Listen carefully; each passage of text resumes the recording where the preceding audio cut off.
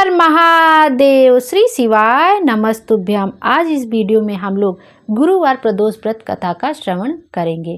प्रदोष व्रत हर महीने की त्रयोदशी तिथि को रखा जाता है। हिंदू धर्म में इस व्रत की विशेष महिमा मानी जाती है। जब ये व्रत गुरुवार को पड़ता है तो उसे गुरु प्रदोष व्रत कहते हैं। मान्यता है कि गुरुवार प्रदोष व्रत रखने से पूर्वजों का आशीर्वाद प्राप्त होता है, साथ ही कुंडली में बृहस्पति ग्रह मजबूत होता है। कुल मिलाकर ये प्रदोष व्रत मनुष्य को हर तरह की सफलता दिलाता है। इस दिन शिव जी की पूजा की जाती है। प्रदोष व्रत को त्रयोदशी व्रत भी कहा जाता है। आइए अब गुरु प्रदोष व्रत की पावन कथा का श्रवण करते हैं। गुरु प्रदोष व्रत की कथा के अनुसार एक बार इंद्र और वृत्तासुर की सेना में घनघोर युद्ध छिड़ गया था, जिसमें देवताओं ने दैत्य सेना को पराजित कर डाला था। अपनी सेना की हार देख वृत्तासुर अत्यंत क्रोधित हुआ और स्वयं युद्ध के मैदान में आ गया। असुरी माया से उसने विकराल रूप धारण कर लिया, जिससे सभी देवता भयभीत हो गुरुदेव बृहस्पति के पास पहुँचे। बृहस्पति महाराज बोले, पहले आप सभी वृत्तासुर का वास्तविक परिचय जान लें। वृत्तासुर बड़ा तपस्वी और कर्मनिष्ठ है। उसने गंधमादन पर्वत पर कठिन तपस्या कर शिव जी की कृपा प्राप्त की है। पूर्व समय में वह चित्ररथ नाम का राजा था। एक समय वह अपने विमान से कैलाश पर्वत चला गया था। वहां शिव जी के वाम अंग में माता पार्वती को विराजित देख वह उपहास करते हुए बोला, हे प्रभु, मोह माया में फंसे रहने के कारण हम स्त्रियों के वशीभूत रहते हैं, लेकिन देवलोक में ऐसा कभी नहीं देखा कि स्त्री आलिंगनबद्ध हो सभा में बैठे। राजा चित्ररथ के ऐसे वचन सुनकर शिव शंकर जी हंसकर बोले, हे राजन, मेरा व्यवहारिक दृष्टिकोण अलग है। मैंने मृत्युदाता कालकूट महाविष का पान किया है, फिर भी तुम मेरा उपहास उड़ाते हो। लेकिन चित्ररथ के ऐसे वचन सुनकर माता पार्वती क्रोधित हो बोली, अरे दुष्ट, तूने सर्वव्यापी देवों के देव महादेव के साथ ही मेरा भी उपहास उड़ाया है। मैं तुझे ऐसी शिक्षा दूंगी कि फिर तू किसी से ऐसा उपहास करने का दुस्साहस नहीं कर सकेगा। अब तू दैत्य स्वरूप धारण कर विमान से नीचे गिर, मैं तुझे श्राप देती हूँ।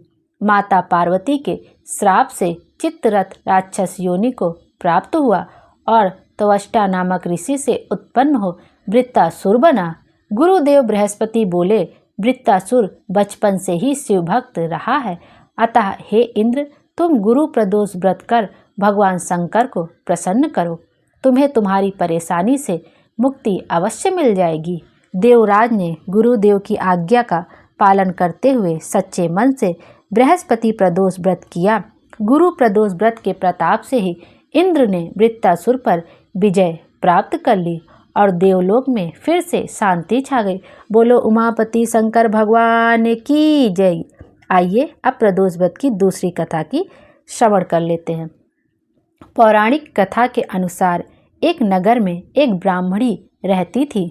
उसके पति का स्वर्गवास हो गया था।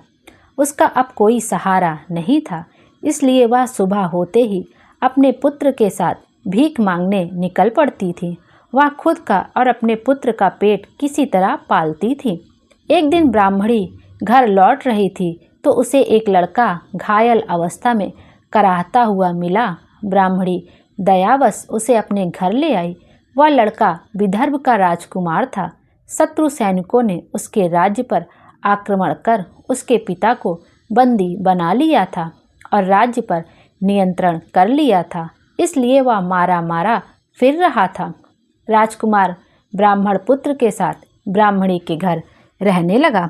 एक दिन अंशुमति नामक एक गंधर्व कन्या ने राजकुमार को देखा तो वह उस पर मोहित हो गई। अगले दिन अंशुमति अपने माता पिता को राजकुमार से मिलाने लाई। उन्हें भी राजकुमार बहुत पसंद आ गया। कुछ दिनों के बाद अंशुमति के माता पिता को शंकर भगवान ने स्वप्न में आदेश दिया कि राजकुमार और अंशुमति का विवाह कर दिया जाए। वैसा ही किया गया। ब्राह्मणी प्रदोष व्रत करने के साथ ही भगवान शंकर की पूजा पाठ भी किया करती थी। प्रदोष व्रत के प्रभाव और गंधर्व राज की सेना की सहायता से राजकुमार ने विदर्भ से शत्रुओं को खदेड़ दिया और पिता के साथ फिर से सुखपूर्वक रहने लगा। राजकुमार ने ब्राह्मण पुत्र को अपना प्रधानमंत्री बनाया। मान्यता है कि जैसे ब्राह्मणी के प्रदोष व्रत के प्रभाव से दिन बदले, वैसे ही भगवान शंकर अपने भक्तों के दिन फेरते हैं। बोलो शंकर भगवान की जय। हर हर महादेव। आइए अब शिव जी की आरती का भी श्रवण कर लेते हैं। ओम जय शिव ओमकारा, प्रभु जय शिव ओमकारा, ब्रह्मा विष्णु सदा शिव अर्धांगी धारा। ओम जय शिव ओमकारा, एकानन चतुरानन पंचानन राजे, हंसासन गरुड़ासन वृषवाहन साजे। ओम जय शिव ओमकारा, ओ भुज चार चतुर्भुज, दस भुज अति सोहे, त्रिगुण रूप निरखते त्रिभुवन जन मोहे। ओम जय शिव ओमकारा, अक्षमाला वनमाला मुंडमाला धारी, त्रिपुरारी कंसारी करमाला धारी।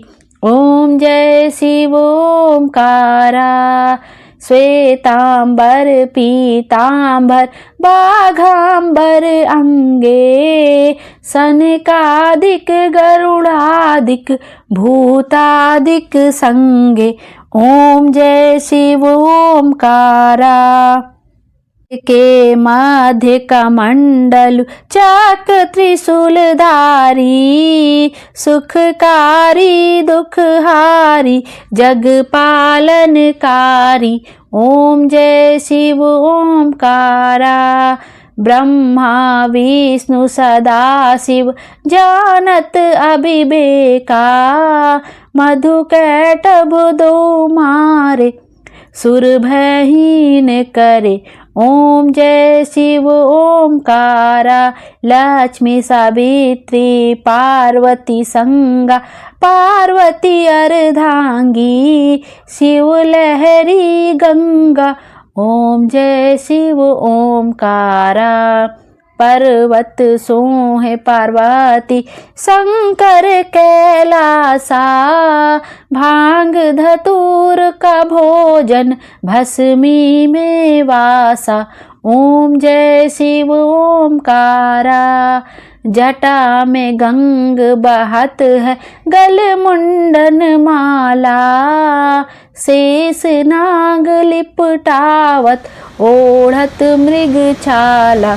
ओम जय शिव ओमकारा, काशी में विराजे विश्वनाथ नंदी ब्रह्मचारी, नित उठ दर्शन पावत महिमा अति भारी। ओम जय शिव ओमकारा, त्रिगुण स्वामी जी की आरती जो कोई नर गावे, कहत शिवानंद स्वामी मन वांछित फल पावे। ओम जय शिव ओमकारा, प्रभु ओम जय शिव ओमकारा। बोलो भोलेनाथ की जय। श्री शिवाय नमस्तुभ्यम।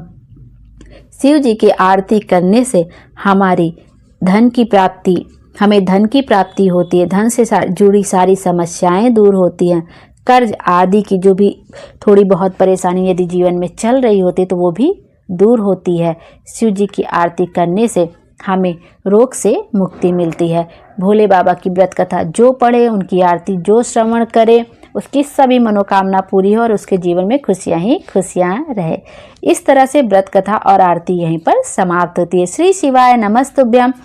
हर हर महादेव। भोले बाबा हम सब की मनोकामना पूरी करें और हमारे जीवन को खुशियों से भर दे। Thank you.